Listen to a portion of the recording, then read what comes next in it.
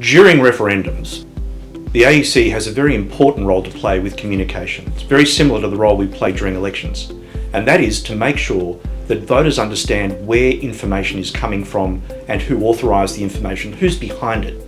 Sometimes people think that our role is to determine the truth of advertising, and that is not the case. The Electoral Act, the Referendum Act and previous court cases have made very clear that our role is quite narrow, and it's not to determine truth. It's really that piece to make sure that voters can understand where information is coming from. Now there's one exception. Section 122 of the Referendum Act contains some information about misleading communication.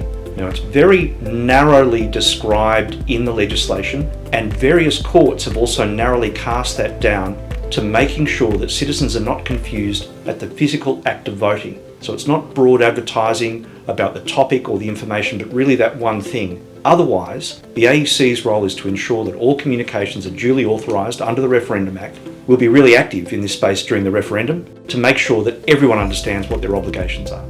Authorised by the Electoral Commissioner, Canberra.